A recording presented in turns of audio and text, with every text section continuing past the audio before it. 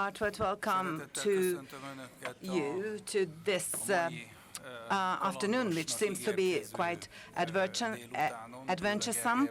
My name is Gergely Pröhle, and I am the director of the Institute of Strategic Studies. This afternoon seems to be pretty adventurous that is ahead of us, because we will be having kind of intellectual adventures, but I think we also have to face some other adventures due to the fact that we have important guests in town, and I have not even mentioned the Lufthansa strike, so I thought that it would be the best to share with you right up front that Edmund Stoiber will arrive here at 5:30 this afternoon, because actually at the airport he faced that his flight was cancelled, so he immediately sat into a car, and now he's driving to Budapest. So I think that if he arrives, then we should give him a round of applause, because this is really a historical deed. Nevertheless, I still think that the adventure comes from the fact, and this is what we wanted to make you feel with the title of the conference, that after 30 years, we try to look back as to what happened 30 years ago in a more philosophical manner than it's usually. I think that you also read that Annus Mirabilis, which is the wonderful year, as the year 1989 is being mentioned. My conviction has always been that this was a kind of running away rather than trying to explain what was happening then. So in that spirit, we put together the program of the program. I'm very grateful for the Danube Institute and also for the Hans Seidel Stiftung for facilitating and helping us to do so. So also the opening speeches will be done accordingly. So once again, I would like to welcome all the former ministers, ambassadors, state secretaries, members of the parliament from over the ocean or on this side of the big sea. And I think that we can really claim that we are very, very fortunate that we have these very special guests today. And now, may I kindly request András Koltai to deliver the first opening speech as a host of our event.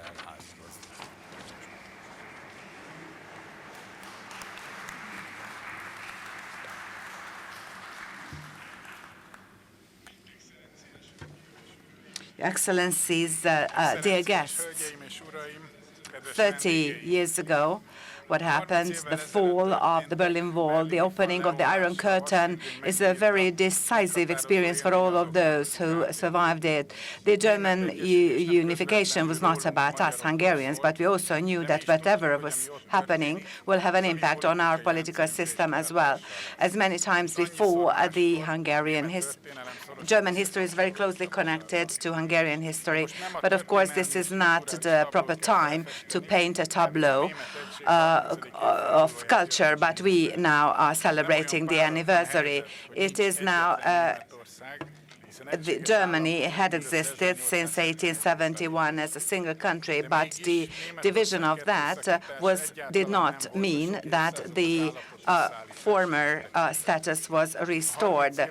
Now, the 30th anniversary, the way we commemorate, it is not only that we pay tribute to them, but we also remember that we got back our own freedom as well. And of course, we also have to remember what led to the division of the whole continent and putting Hungary into a very dire situation. We very well know the history of the 20th century, and there were two lost world wars, the Holocaust and communism as well. Please allow me to recall very important symbols of that. For example, the München Siegestor is a memento of the war's destruction.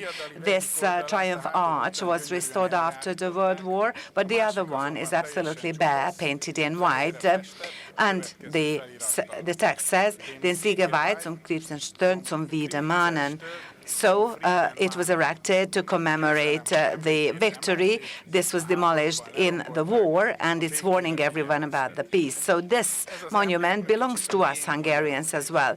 Another symbol is a simple little chart made of wood, which is standing in the Historical Museum of Berlin. This is something that Mother Courage is pulling all her staff on the stage. So this object belonged to one German who put all his belongings on it and was pulling it when he was relocated. The 14 million Germans who relocated after the World War were missing very much in Central Europe. Recently, I visited a Schwabish village in the southern part of Hungary, exactly in something like all the others. A village like that is actually very heartbreaking, because in a village like that you can see the rich heritage, you can see the German names in the cemeteries, and the nice but a little bit obsolete buildings. The destruction of communism is also very much obvious, how they killed the local history and how the human relations started to fade away. All those owners of these houses are in the cemetery, either in Germany or in their local community. These communities were beaten by the communism, and now all these villages try to recreate something that is still possible.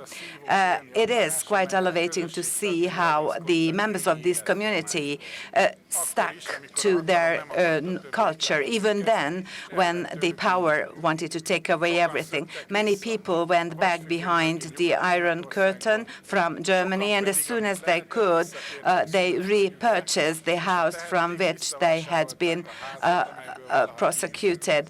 When we celebrate the 30th anniversary, we also have to remember all these owners of these houses. And when we talk about the suffering minorities, the destiny of which must be settled by Peace for Europe, I would like to highlight that I would like to see the situation of Hungarian minorities living in the Carpathian Basin, and also that they could get take advantage of their rights as well. I could also say that we started to get back to the distorted path of history, so letting the Germans through the Austrian-Hungarian border is actually a common experience of Germans and Hungarians, but damages could only be compensated at that time. A very tangible symbol is that kind of parallel building or construction activity that's taking place in Berlin and Budapest. This was restored in, for example, now the reconstruction of the Castle district, which had been demolished and is now a moral obligation. The same happens now in Berlin at the Staatsschloss with the Palace of the Hohenzollern, which was the former center of the German statehood in the 19th century. There were quite fierce debates about both construction activities, but the good thing is that they will be restored. And of course, it's quite proper that it's not going to be aristocrats sitting in them. The old buildings the past with the present will get a new position and will have a very powerful image of the 21st century as well. This is the last piece of the mosaic of Unter den Linden, but there is still some work waiting for us before we fully eradicate the signs of the past history. This delay has got many reasons, but I think the Germans understand it very well because they can also see that things are lagging behind on the territory of the former GDR. However, there might be also some misunderstanding. As good allies that are very helpful to each other, we have to talk to each other. We have to understand what we do and why we do. We all are striving for peaceful and united and strong Europe. Schumann's and Adenauer's ideas, this is what we advocate, but this can only become obvious then if the implementation of the principles will happen on mutual and equal rights. It would be worthwhile to give a proper way of commemorating because everything that happened 30 years ago can give us a lot of power, facilitating to resolve our problems today. If we manage to bring down the communist system, overcome what happened in Yalta, eradicate the barriers and evaporate all the pains of the 21st centuries, then of course we will have to be able to fight with the actual and timely difficulties of our current time. I'm very grateful for our distinguished guests for having accepted our invitation and also come to the Ludovica Dibben. Thank you very much for the Seidel Stiftung and Danube Institute for this cooperation. This commemoration plays a very important role in these buildings because these buildings, the walls of these buildings have seen a lot. And also the creation of our university shows that we have to learn from the past history and take advantage of the opportunities. On the eve of the 30th anniversary of the fall of the Berlin Wall, we should celebrate together and should advocate the opportunity to exchange views, which is overpassing barriers and countries and oceans. Thank you for having listened to me.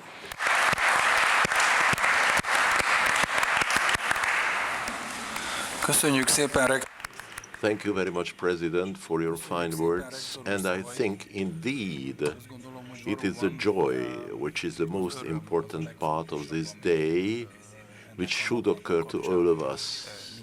Quite frankly, I thought that we would choose this day as the day of this conference, not knowing then that we would have such an important visit from Turkey to Hungary, because, and it was not a very old anniversary, really, such as November the 7th.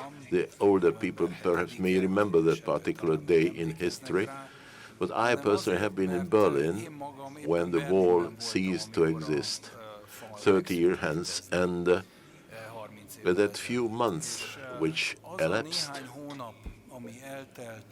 until the opening up of the Hungarian border and the collapse of the Berlin Wall, that was an infinitely interesting period, and I think that all the Hungarian domestic policy as well as the German domestic policy was deeply imprinted by it. And when we thought who would be appropriate to invite to this occasion, it's not only the traditional Hungarian-Bavarian friendship mentioned by the President and also the wife of our first Holy King that has occurred to us, but rather the fact that Mr. Stoiber was the Minister of Interior of Bavaria at that time, and he carried such a function which had to be very realistically focusing on this situation.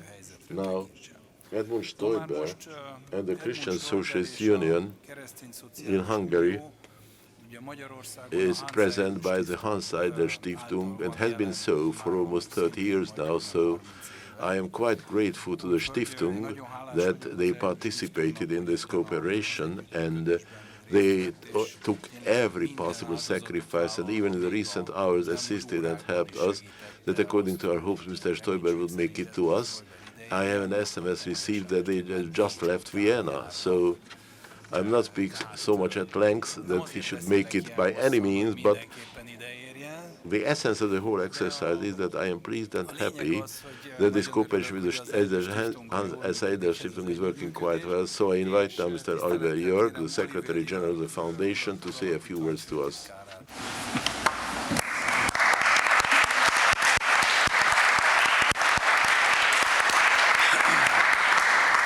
Sehr geehrte Damen und Herren, Exzellenzen, geschätzter Herr Botschafter Volkmar Wenzel, Herren Minister, Herr Rektor, liebe Studentinnen und Studenten, meine Damen und Herren. Als Generalsekretär der Hans-Seidel-Stiftung begrüße ich Sie recht herzlich. Allow me to welcome you again Auf diesem heutigen Forum at this event of today. And dear guests, the anniversaries and memorial days in 2019 are following each other one by one. In the summer, we celebrated the 30th anniversary of a pan-European picnic at Sopron, Hungary. On September the 11th, the opening up of the Hungarian border. And now we commemorate the fall of the Berlin Wall and the lifting of the Iron Curtain 30 years ago. I was 17 years old at that time. I was sitting watching TV, and indeed, I remember quite clearly how this happened. I think, me personally, I did not find any other historic event than what has happened in these days. Dear guests, what was a special pleasure and privilege for me is that the Hans-Seidel-Stiftung and its Hungarian office, the inauguration, also has its 30th anniversary quite soon. And I'm pleased and happy that on this occasion we could meet again and we could organize such a wonderful party. The Hans-Seidel Foundation is a German political foundation which are close to the Christian Socialist Union of Bavaria. We support political education and everything that's based on freedom and democracy, the order, the principle of constitutional statehood, and also the intra-European cooperation and friendship. We promote this as it is a joint task of all the German political foundations. In other words, we encourage dialogue. As of the early July, I have been the new member of the foundation, new Secretary General of the foundation, and it's a special privilege and honor for me that my first visit to Europe can be done here in Hungary. The namesake of our foundation, Hans Seidel, an earlier Bavarian Prime Minister, and also chairman of the CSU party. In Germany and in close to 60 countries, we have more than 100 projects on which we are working. On March the 1st, 1990, just a few weeks before the first Hungarian free election, was our Budapest office opened. The inaugural speech at that time was held by the leader of the then opposition, Mr. József Antall. Allow me now to use this opportunity to give my heartfelt welcome and greeting to this very cordial relationship overlapping several years, decades, on which we can build and we could build. And we are happily remembering the events of 1989, the year that was called Annus Mirabilis, a wonderful year, and it is into the world of this modern National University for Public Service. And thank you very much. We are very happy that he can be here. Dear guests, when our representative in Hungary, Mr. Martin Gassler, this summer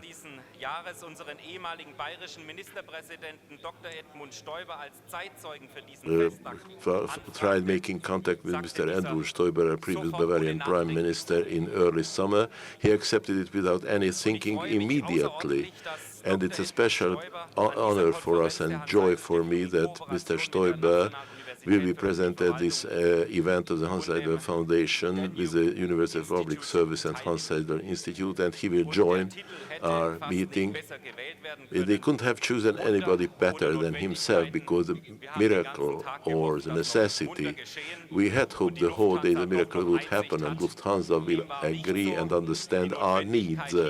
But the need was he had to change to a car, and indeed, it's an extraordinary feat that now Mr. Stoiber took a car at the airport and he is en route and rolling along, and we are happy that he would come. And please may I ask your indulgence and acceptance of the somewhat rescheduling of the program. But anyway, sometime around 6 p.m. we shall be able to listen to his words.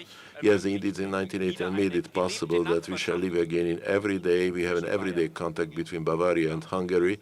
Yes, indeed, I think this is appropriate even in the Hungarian translation, so it's a neighborhood or vicinity. When we speak of Bavaria and Hungary, it's not enough to take the Hungarian current borders and states, because that would limit our perspective really, because ever since Austria had been sequestered from the Bavarian Principate in 1156 AD, when a new state was created between Bavaria and Hungary, nevertheless, the relationship between the two countries was so strong and intensive that in lack of a common border even today, we are justifiably can speak about a good neighborly relation. Hungary and Bavaria are connected by many things, not only the Danube, which beyond doubt is the most visible link between the two countries, but the Bavarian-Hungarian system of relations, the history with our king, Saint Stephanus, and Gisela Geisel of Bavaria, who was his wife, and then we had so close economic connections from the Middle Ages with the Bavarian towns and Hungary. And in the 18th century, many settler Bavarians and Schwabs came to Hungary to live in the Hungarian kingdom. Almost 100,000 Hungarian refugees in 1956 in the wake of the revolution and the freedom fight, escaping to the west, and many of them found new home in Bavaria, and to this very day they live there. The Hungarian movement for civil rights, which had applied a great pressure to the communist regime, has changed the Hungarian conditions step by step, so indirectly it helped the people in the GDR as well. Helmut Kohl, the Federal Chancellor of Germany, expressed this on October the 4th, 1990, following the German unification by a day, formulated very aptly that Hungary knocked out the first rock from the wall. As he said it one day after the collapse. Angela Merkel, Federal Chancellor of Germany, Her Excellency on August the 9th, at the 30th anniversary of the Pan-European picnic at Sopron, with His Excellency Prime Minister Viktor Orban, commemorated the events in 1989 at a ecumenic holy service. And let me recall the words of Lady Chancellor. We Germans have great thankfulness and gratitude in us to remember that Hungary has contributed so aptly to the elimination of the dividedness of Europe, and also that Hungary has contributed to the creation of the German unification. Thank you, Hungary, that you gave your support, the ladies, men, children escaping through Hungary. I also joined this thank personally.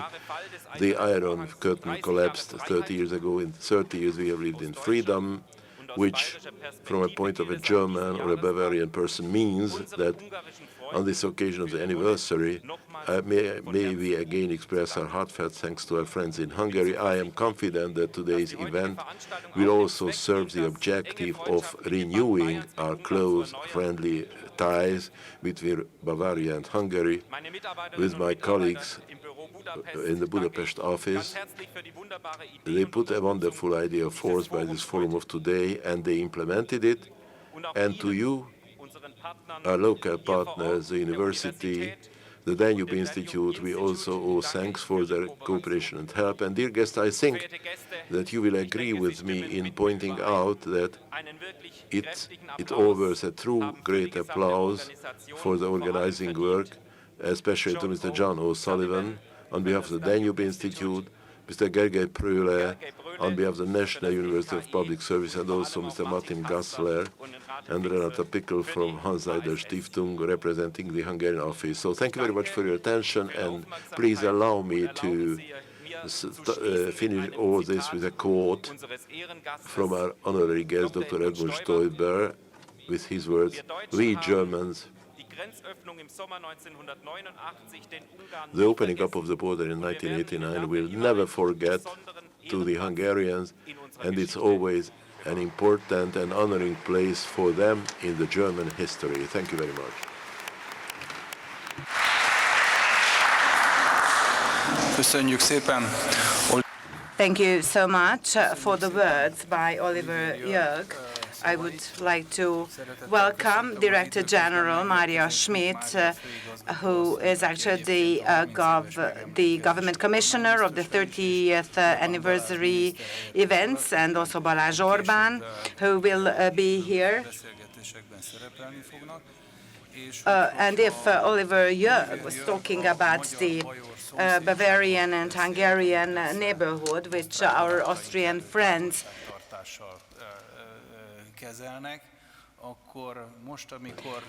now, when John O'Sullivan will take the floor, I'm sure that he is going to talk less about the British-Hungarian neighborhood. But the thing is that his presence here in Hungary is very important, because the British conservative way of thinking that is has shaped Europe's face in the 20th century in a very decisive way, is something that he is permanently representing here in Budapest. I'm sure that this cannot be appreciated enough, so I'm very grateful personally to him and to Danube Institute, so that from the Anglo-Saxon world he can actually address those fantastic speakers who are also here with us today, and who, through his networking,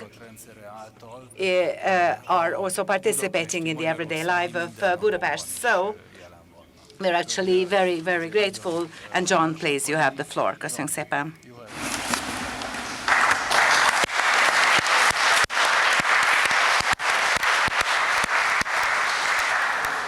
Well, Ambassador Prole, Mr. President, Mr. Secretary General, Your Excellencies, distinguished guests, ladies and gentlemen, and students. On behalf of the Danube Institute, I would like to join my colleagues on the platform from the Hans Seidel Stiftung and the Institute of Strategic Studies in welcoming you to a conference on the historic significance of the year 1989. It's a great privilege and pleasure for us here to have brought together so many people who, as either as actors in the events of that year or as informed commentators on them, then and later, can tell us authoritatively what happened and why, what was avoided, almost as important, and why, where we now seem to be going, and why, and finally, what road signals can we intuit from the events we are studying today and tomorrow. That 1989 was historically significant is undeniable. It ended the Cold War, reunited Germany, and began the process of knitting together two halves of a divided continent. It did not bring about the end of history, to be sure. That was always an idle dream. But it did begin a new chapter of history, the history of Europe and the world. Should we see this new chapter, to quote the program, either as miraculous, a miraculous new chapter in the history of the world? Should we see this new chapter rather see it as miraculous and be optimistic? Or should we see it as existing in the realm of necessity and be grimly realistic about it? My answer to those questions is we can be both realistic and optimistic.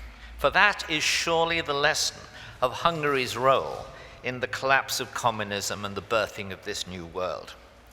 The beginning of the end of communism was the Hungarian Revolution of 1956, when the young revolutionaries convinced even their enemies that Hungary could not be governed entirely by force. The country would have to be sedated and seduced if it was to be normalized. But seduction weakens the seducer too, and communism without the threat of force was doomed. At some point in the mid-80s, Hungarians gradually withdrew even their reluctant acquiescence from Kadar and his system, and it began soundlessly to crumble.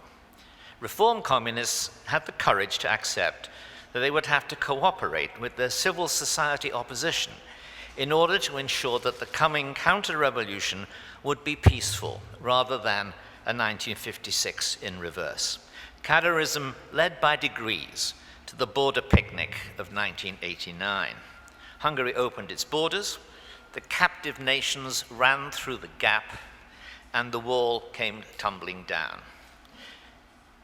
To sum up Hungary's role, just as Hungary had wounded Goliath deeply in 1956, so a later Hungary outwitted Goliath in 1989 and brought down not just his statue, nor just his empire, but the monster itself, in a very Hungarian way, holding a picnic to facilitate the flight of the captives. Can we take a view of post-communism, however, that is similarly both optimistic and realistic? We can do so if we do not test it against impossibly high standards. Contrasting life today in Central Europe with the dreams of Europe's future on the day the Berlin Wall fell 30 years ago is much too high a standard. To make that moment, which was a visionary moment, to make that moment a test of our progress today would be to say with Goethe's Faust, "Stay a while, thou art so beautiful," and be damned in consequence. No real-world outcome could pass such a test. But if we compare life today with the difficult years of transition from 1989 to the entry of the Visegrad countries into NATO and the European Union, there is really no doubt that 10 years, 15 years later, we live in better times. Economically, in the 10 years after the wall fell, here we lived in a time of economic shock treatment that lasted long years, but eventually produced the goods literally and metaphorically. Yes, different countries have prospered at different rates, but they have prospered compared to the conditions we lived in those times.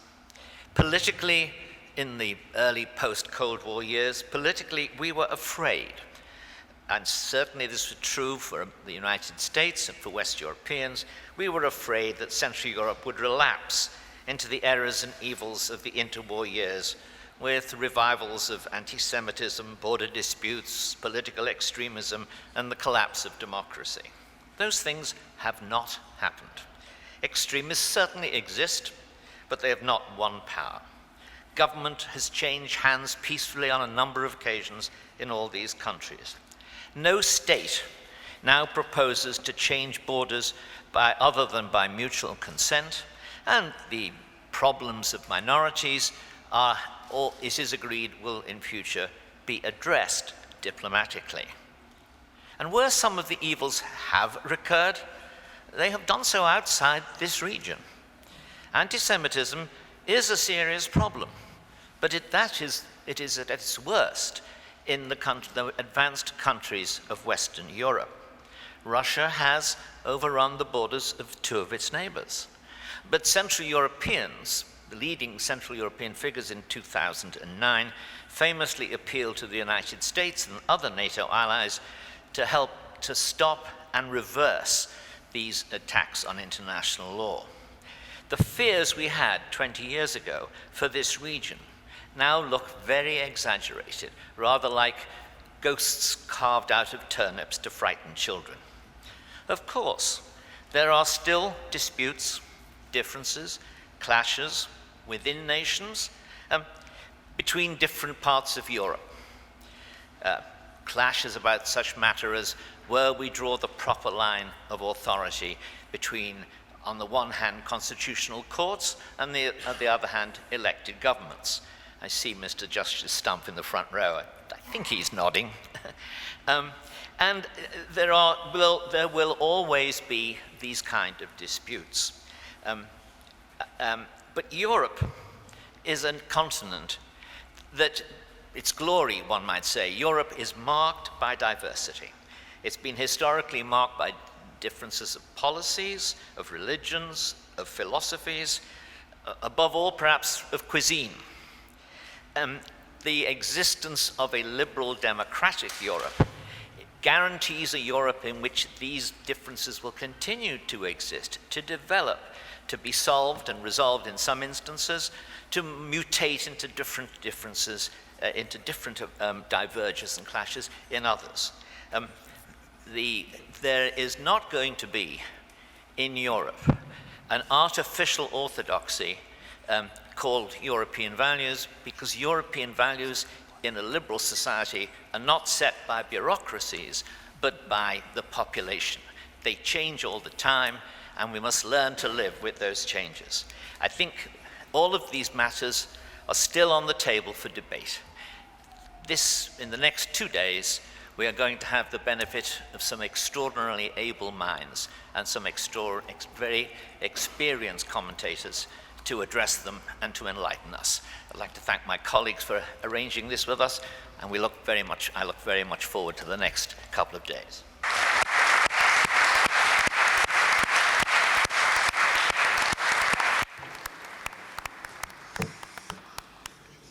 Thank you very much, Mr. John O'Sullivan, for these fine words. And I think what he has said and how he has pointed it all out well demonstrated what I made note of in my introduction, such as this Anglo-Saxon conservative ability to look at things from somewhat overview, like at the region, the different difficulties, and so on. I think sometimes that gives us some support in explaining it all. So may I welcome also with great respect Mr. István Stumpf, Professor István Stumpf. Thank you that he has come to us, and that I thank all those making the inauguration that they have and they been and are with us. And so let me just conduct you to your places. Don't misunderstand this, but take a seat. And at the same time, I ask the next partner in the discussion, the range of presenters, so they could join us. As I said, Mr. Edmund Stoiber, quite probably somewhere near the Hungarian border at Hegyeshalom, but I thought that his first round would be complete if we would have a German participant as well. So I asked that from the second panel, Mr. Hubertus Knabe, the earlier director of the Stasi Memorial Place, to join us. And of course, it's a great pleasure that he has undertook to do so. Now, when we put the program together, of course, all that John O'Sullivan has so aptly mentioned, the change of the Hungarian political system in this context, whose merit it really was, what has undergone here 30 years ago. And I think that the historic personnel, actors among us even today, Imre Kónya, by any and all means, is the one who as calling to life the independent forum of lawyers, and in this very specific Hungarian context, in the Gulag communism, was quite consequentially working in the system of constitutional statehood, and he was one to shape the change of the political system. So I'm pleased and happy that you are with us, Imre, and that you will speak to us. At the same time, John also referred to the fact that it was not only the past that we shall discuss, but rather the current international system which surrounds us, what is important which we carry through from the differences, what kind of conflicts are typical of this world of today, and anyway, everything that has happened 30 years hence, how do they all define the future as well. And I'm especially happy because of Mr. Balázs Orbán, who was born in 1986. So one cannot say that he was one of the great witnesses of historic times, but perhaps you will give us note about your first memories of the change of the political system. In fact, now, on a more serious note anyway, this will be the range today. And at this time, so I invite now Mr. Imre Kónya to present his intervention.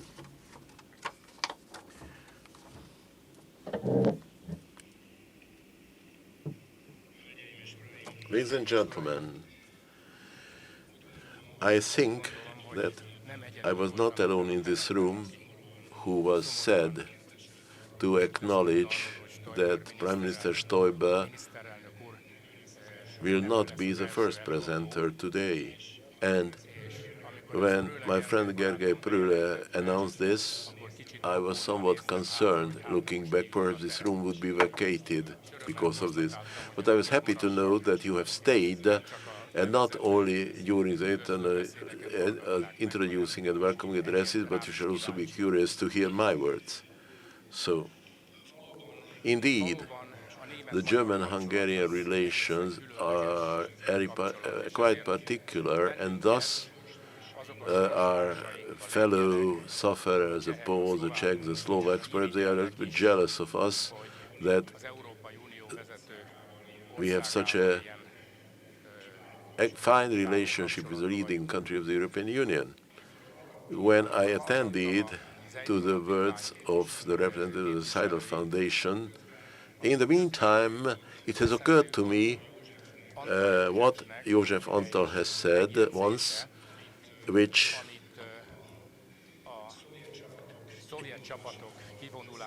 he said about the material demand in the context of the withdrawal of the Soviet troops, which was a very tough discussion, and Mr. Géza will be able to confirm this. So there was a discussion not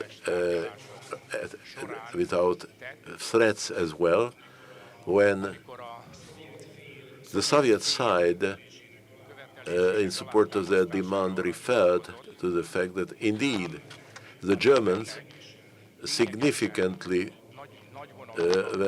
much more magnanimous than the Hungarians, because the relocating Soviet soldiers and their accommodation and the costs bearing to that, they were capable of paying those. And József Antal remarked that you gentlemen made a mistake, because at that time you did not stop at the Danube.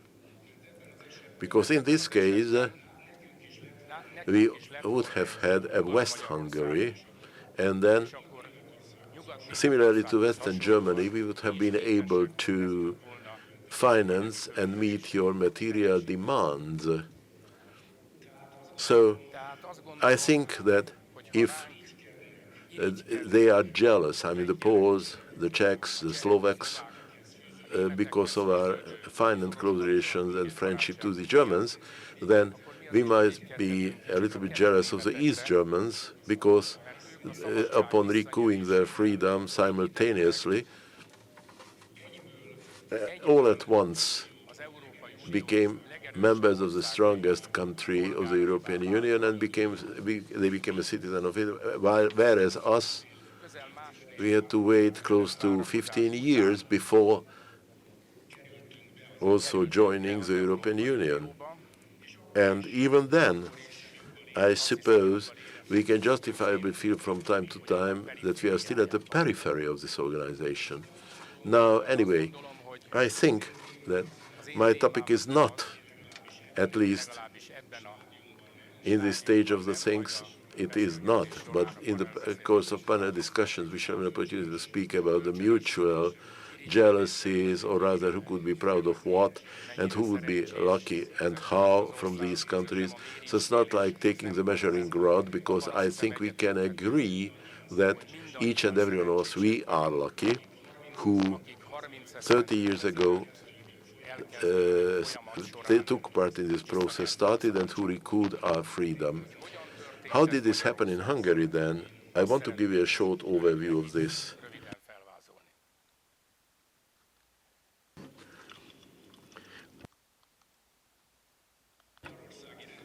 The change of the political system in Hungary, that is the free, independent, democratic Hungary, created between 1989 and 1991, had a historic precedent, and indeed, as it had been said, was in 1956, when the freedom and national independence, there was a united wish for that in the country.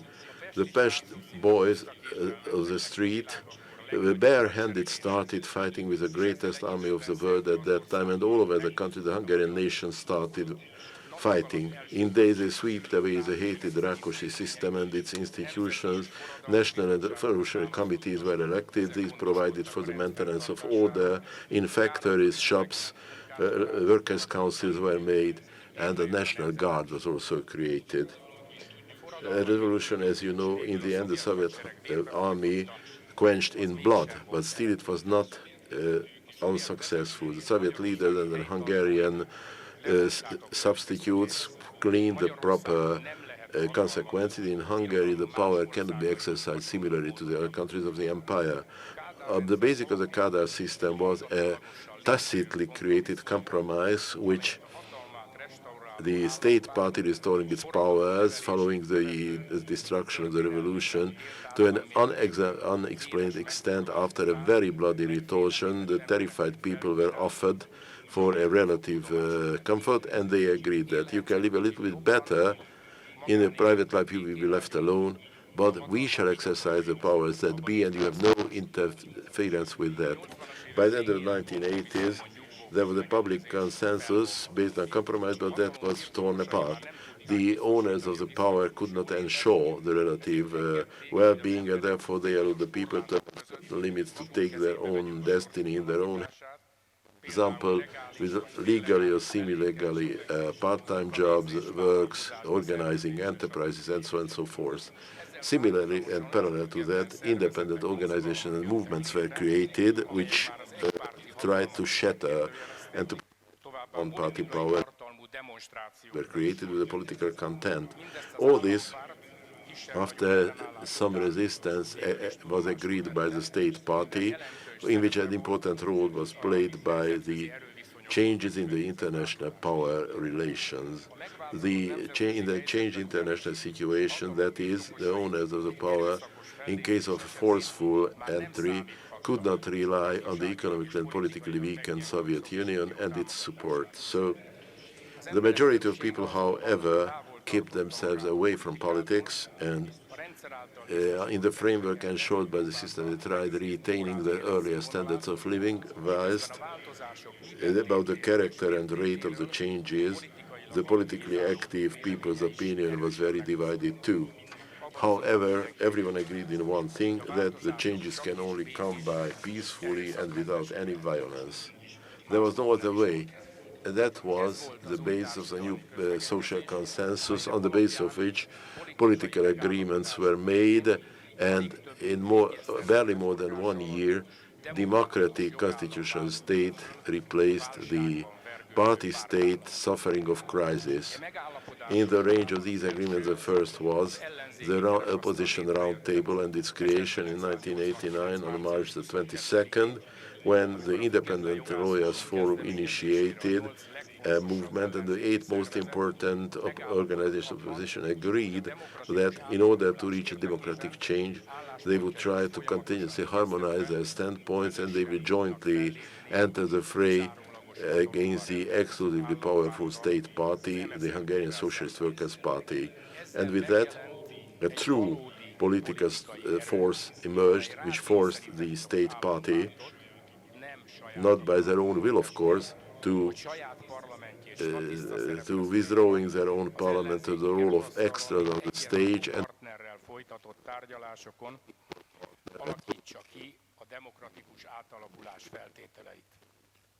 Ezeken a tárgyalásokon az ellenzék célja nem az volt, hogy a nép feje fölött valamilyen részesedést alkudjon ki magának a hatalomból, mint a lengyel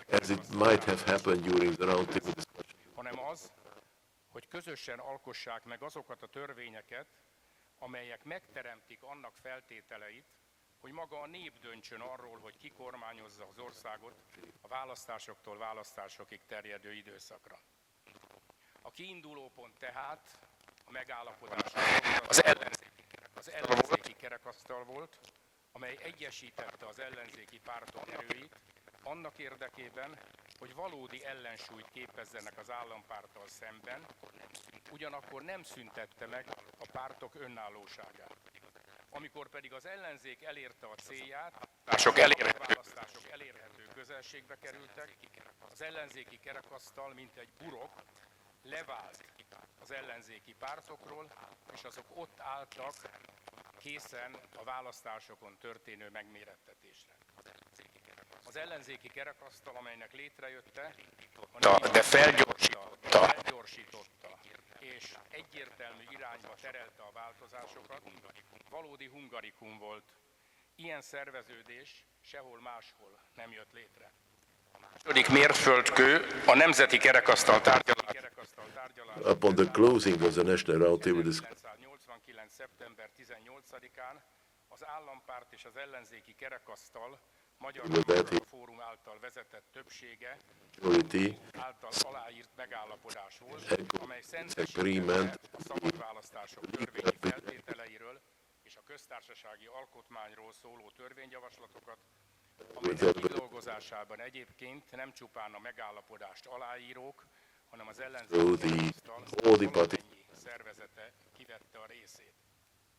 Az állampárt és az ellenzéki kerekasztal között folytatott tárgyalásokat, about which one can justifiably say that both discussion parties were illegitimate, but in the end they were legitimized by the free elections because the very same parties came to the parliament which participated in these discussions. Now the series of agreements, the Hungarian Democratic Forum winning the elections and the Association of Free Democrats came to an agreement who came in the second place, and they concluded this, and they created the still missing prerequisites of democratic government, and additional constitutional state entries were made into the constitution, which could not be discussed at the roundtable discussions. The freely elected National Assembly discussed and agreed to the draft laws, and with some minor changes they accepted it with an overwhelming majority. So these agreements, all other rumors and gossips notwithstanding, were legitimate. So if originally it had not been so, did not start it as such, they had a post facto legitimization. So the whole process, as a result of which the Hungarian Democratic Constitutional Statehood was created, was a legitimate process which, against all other rumor, as it were supported by the people. Nevertheless, the changes started in 1989 the Hungarian society met with them unprepared. At the beginning of this, nobody would thought that with the visceral conflicts of the opposition will be ready to unite their forces in 3 months and to create the opposition roundtable on March the 22nd. And this political counterweight in 3 months would force the powers that be to formally withdraw their legitimate National Assembly and to have a discussion with the opposition accepted as even partner about the democratic change. So in another 3 months, on September the 18th, an agreement is reached on the legal prerequisites of free elections, and on March the 26th, 1990, these elections, first round was held. On April the 8th, the second. On May the 2nd, the parliament is constituted, and on May the 23rd, the independent, responsible Hungarian government is created.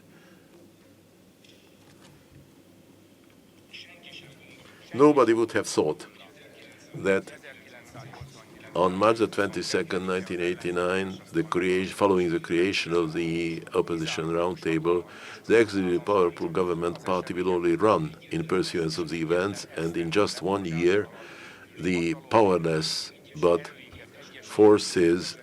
the organization of the opposition able to join the forces will implement their ideas, and the democratic Hungarian constitutional state will be created.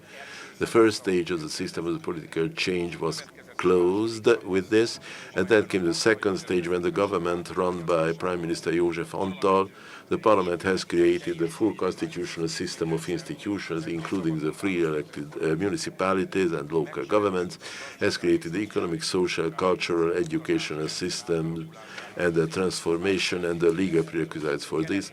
From east to west, the country turned around. The Warsaw Treaty and the Comecon was disbanded. Hungary could its independence, which they lost on March 19, 1944. In 1991, on June the 19th, when the last Soviet soldier left the Hungarian soil, it became full and complete, and the change of the Hungarian political system was completed.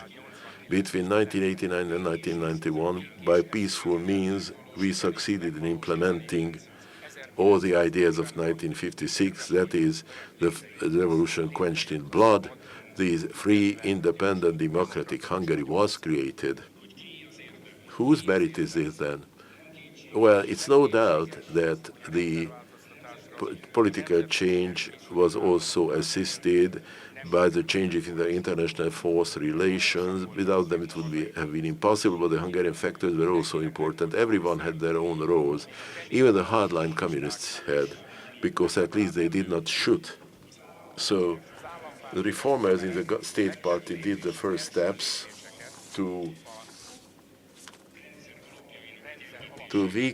by weakening the foundations of the system. They played a role in this, but they did not shape it in merit. They just followed the events.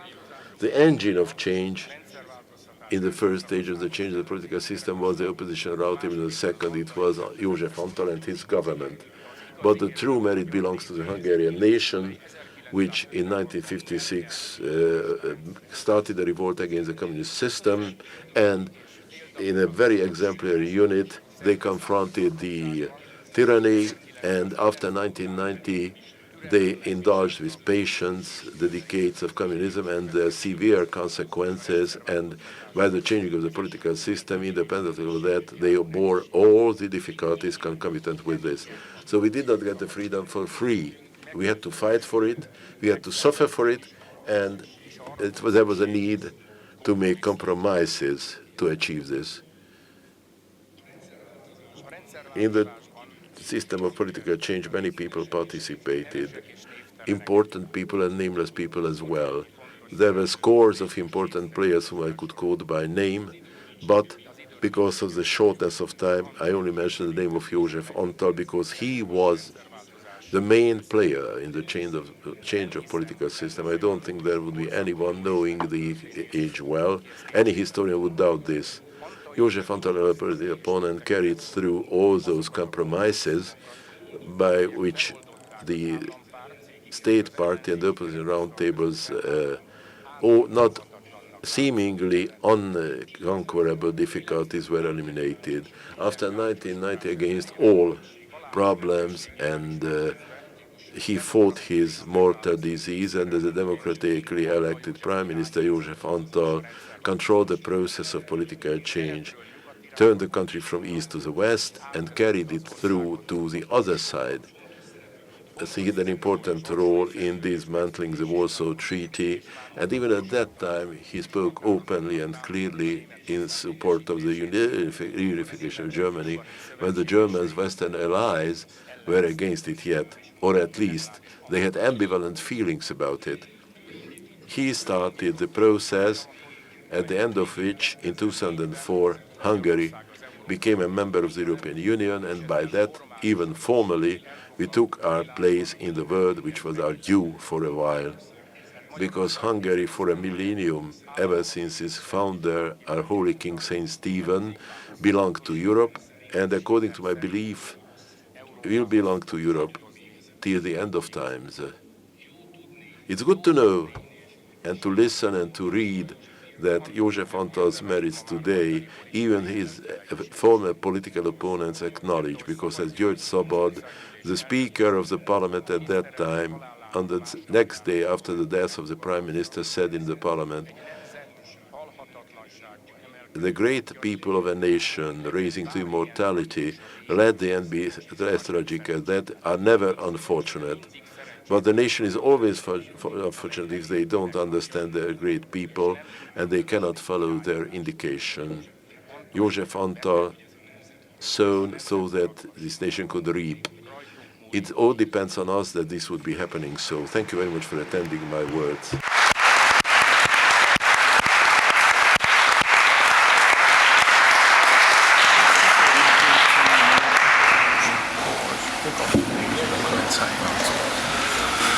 Köszönjük szépen. Thank you for Mr. Kónya's very elevated thoughts and words.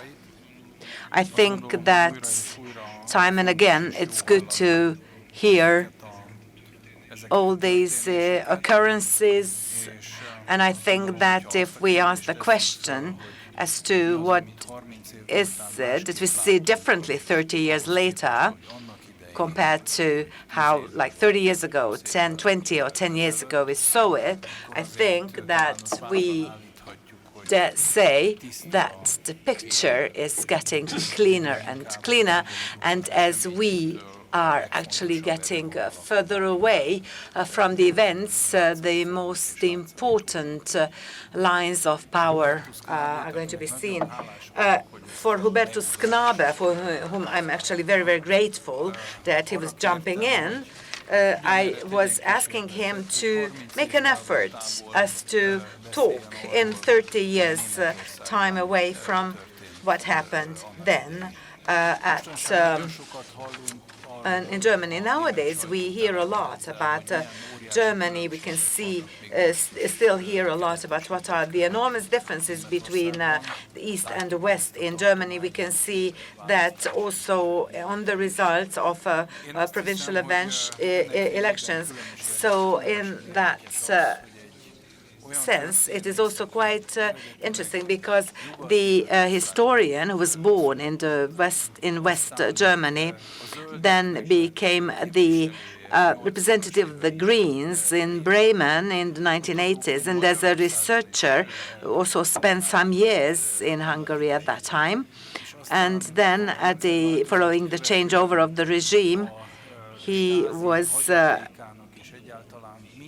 researching the Stasi documents, and he has become one of the most outstanding experts of that. Now, we would like to hear how he sees what happened like 30 years ago. So, Hubertus Knabe, please take the floor.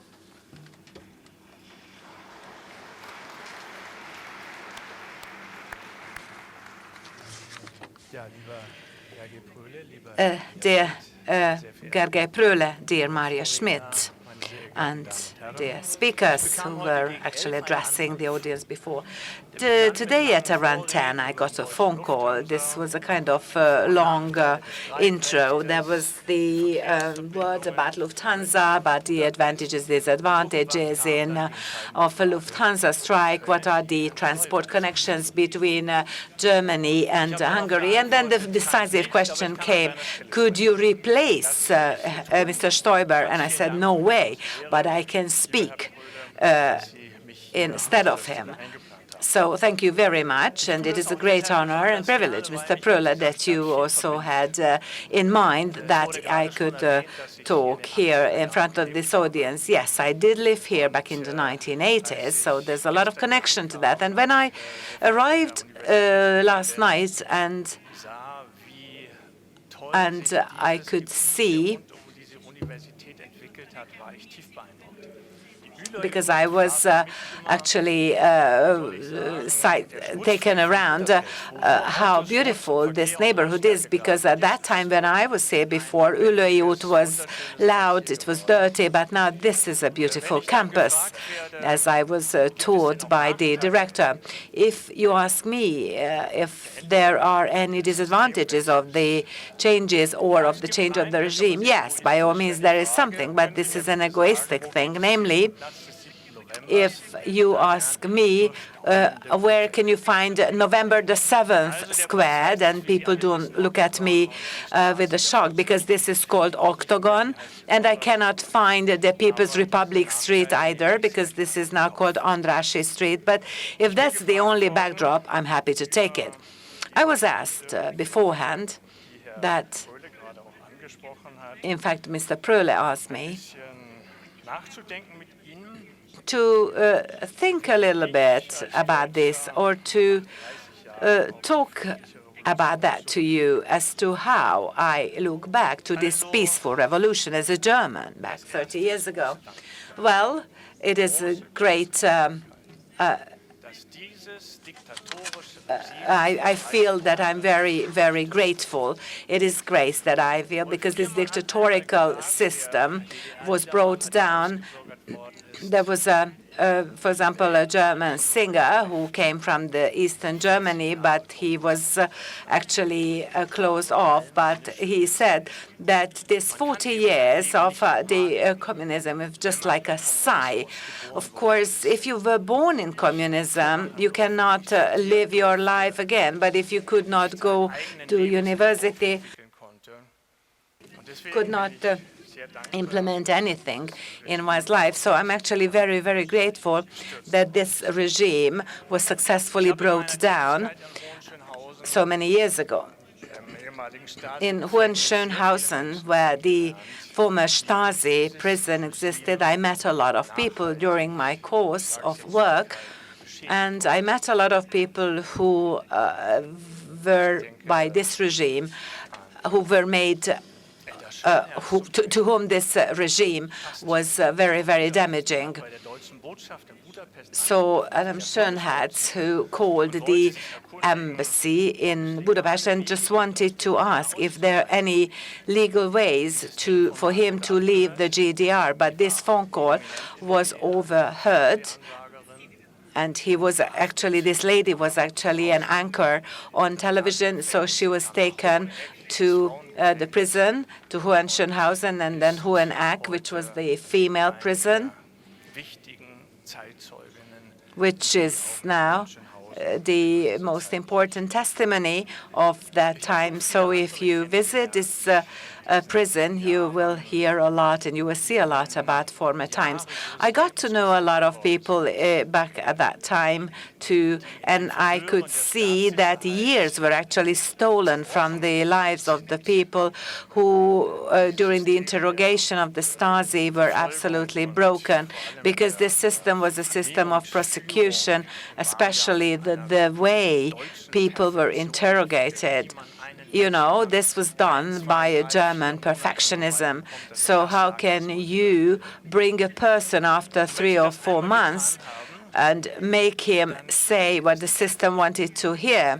So, of course, if someone was in a situation like this, he or she will never forget, because this is already embedded in the person. So these traumas, these signs, these traces, it will last forever before they can get rid of all this.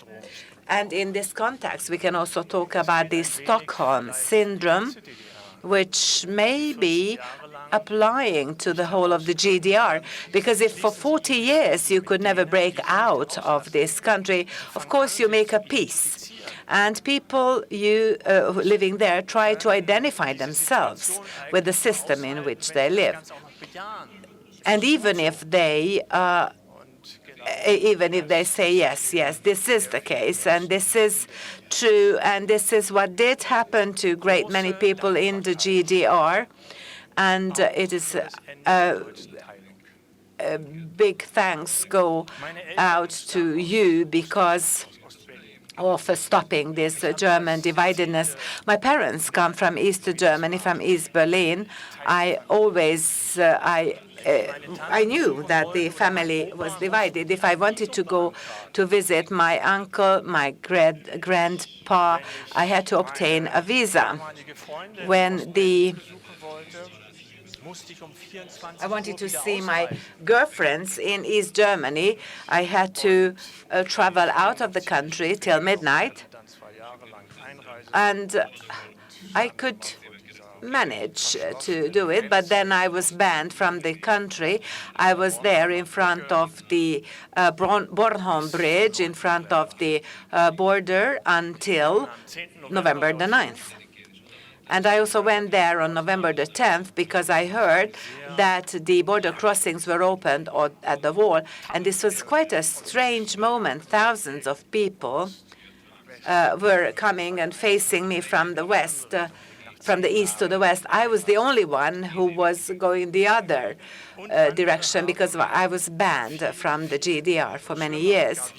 But others obtained much worse and more tragic experience. Sometimes I meet Karin Gaffroy, who is the mother of Kis Gaffroy, and she was the one who in February 1989 died at the Berlin Wall because he was killed because he heard that there was a ceasefire, and he thought, okay, it's not going to be so dangerous, but he was shot in the heart and died on the spot. Some months before the fall of the Berlin Wall, I also met Jürgen Lifton, whose brother was caught in 1961. He was the one who wanted to swim through a creek to the western side. It was on August the 23rd, immediately after the construction, the building of the wall.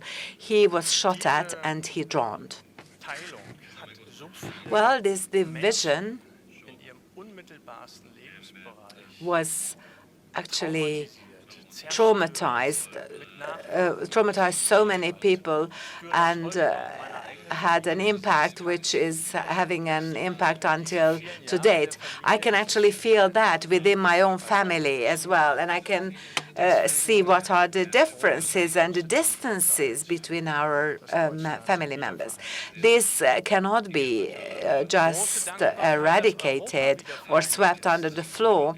So that is why I'm very, very grateful that Germany reunited again, and also very grateful that Europe reunited. If I remember how difficult it was to come to Budapest, one had to report himself.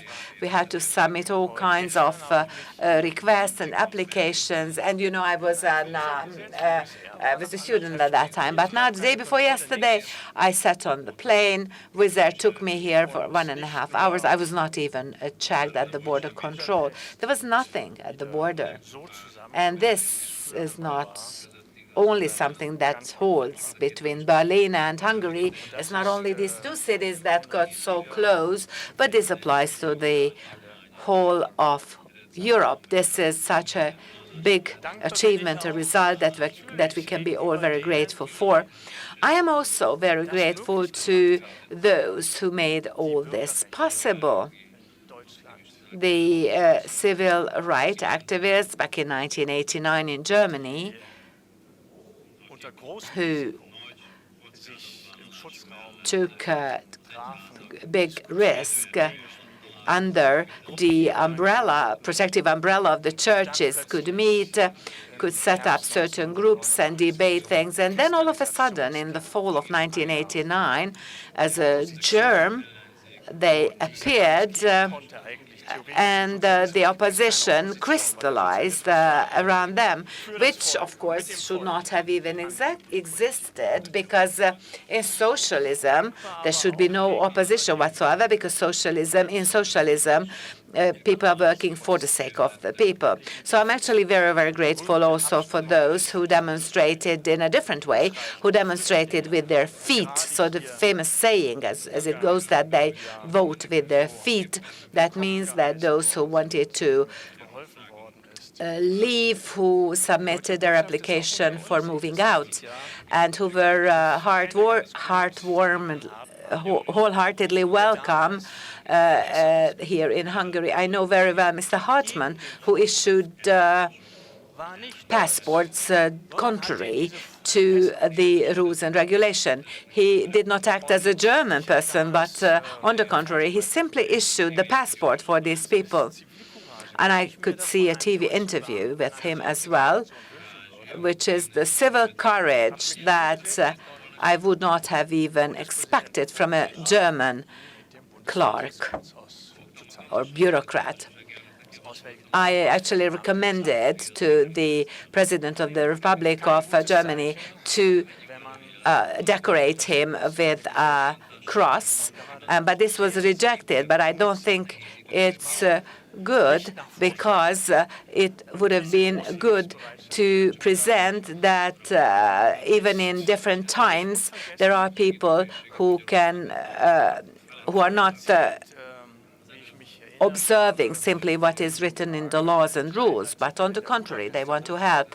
And just as I mentioned before, in Hungary, if I remember, the Budapest Rundschau, what kind of articles were published there, I subscribed to this paper, and I saw that there was an article in 1989 that the borders will be opened, and I was quite amazed. How come? Maybe this is just a mistake or an error, but if they think it seriously, then it will have some major consequences, and this is exactly what happened, because without opening the border back in 1989, the German Socialist United Party's regime could not have collapsed so suddenly as it did. I'm actually very much ashamed. Let me reiterate, I'm actually quite ashamed hearing how people report about Hungary, because in the past couple of years we can only hear negative news about Hungary in the German press, and we have to be shocked that the German Chancellor, when she met, we have to admire the fact that the German Chancellor met the Hungarian Prime Minister on the occasion of opening the borders, the 30th anniversary. And I'm actually also grateful for some political actors. I have a quite divided picture about Gorbachev, however, because I saw an article that in German school books, how they teach this, not the citizens, but it is not the citizens, it's not the civil rights activists who are the heroes, but Gorbachev. Of course, Gorbachev was different than his predecessors because he did not launch the troops, but he expressing gratitude to an emperor, if you like, who decides not to use weapons against the democratic opposition. Well, I think this is a kind of limited gratitude. I think that the heroes of 1989 are different. And last but not least, Helmut Kohl, who actually implemented the reunification in practice, and what he did, not alone, but in close consultation with all the heads of states of this time. So I very often met him as well, and one of his skills was quite obvious, namely that even among unknown people, he could build a trust. And Kohl, Gorbachev, Bush, Mitterrand, Thatcher, this was a kind of trust that was created by Kohl, which was again a decisive condition of reunification. May I wish that Germany in this field should again find Kohl's very positive features. I'm also very grateful for the experience that I could be there, because bearing that in mind, I am more optimistic even in situations which seem to be absolutely lost. But in the case of dictatorship, which seem to be never falling down, sometimes events can happen very quickly within days or weeks. This regime can come to an end. This is something that brings a lot of power to me, and I think this should give a power to all of us, to all the new challenges that we are all facing. Can I get some more minutes? Yes, I would like to share with you one more thing that gives a kind of shadow to all this. This is the gratitude. I think that during the past 30 years, unfortunately, and again, I have become more skeptical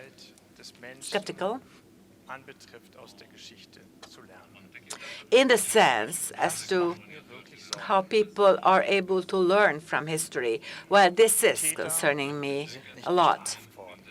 Because perpetrators have not been punished. Out of 100,000 of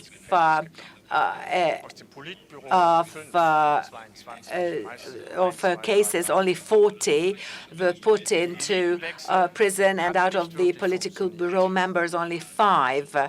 And only for 3 or 4 years they were in prison. So the replacement of the elite was not taking place. I was always having major fight with the internal security.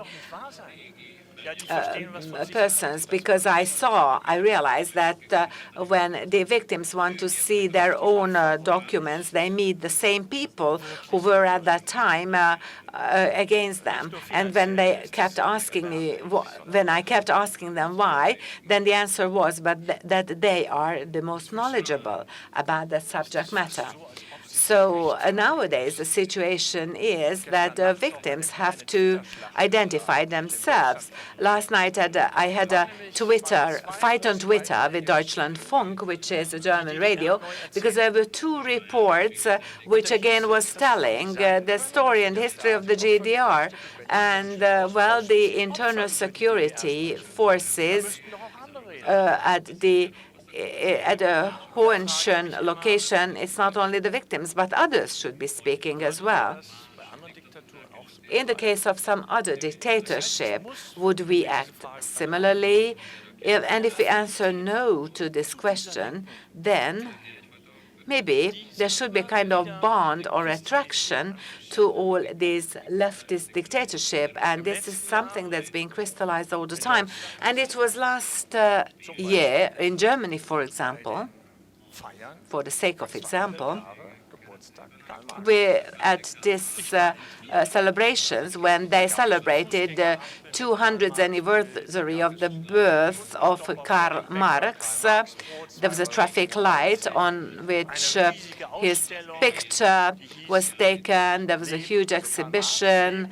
They even named bread of him. So the over and all the books and everything. And when I asked these organizers, what are the consequences that, and then they said, no, they don't care. But the city of Trier, the Chinese communists had erected a 5-meter tall Karl Marx statue in the very middle of downtown in Trier. So this is just one example, but I could quote a lot more examples. What I'm the most concerned about, however, is that all those things that seem to be already familiar, those things that we think, okay, did exist back 30 years ago, now they are again coming back. So people say that in Berlin, property owners should be nationalized and the rental fee should be decided just like 30 years ago, or there should be some demonstration in front of the Reichstag saying that capitalism kills. But these are young people, and yet these young people cannot even be blamed for it because, and you know, in Germany, the biggest climate killer was the GDR, and of course, when the market economy was introduced, then of course this was never told about anymore. But anyway, I don't want to go into the nitty-gritties because I would like to come to the end. But history, in reality, has never come to the minds, not even to the hearts of the people. And that makes me quite concerned and quite sad. And I nearly told that I'm a lonely fighter, but I've got good friends in Hungary that let us act, let us do something against forgetting these, and let us prevent that this kind of regime should pop up again in Germany or anywhere else in the world. Thank you very much.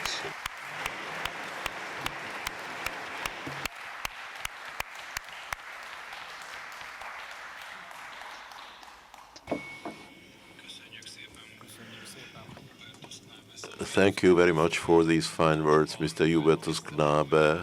The applause reminds me that I was not very wrong when I had assumed that even if he shouldn't be able to substitute for Mr. Stoiber, to mask himself as Mr. Stoiber, his presentation had quite a good place in this afternoon's program.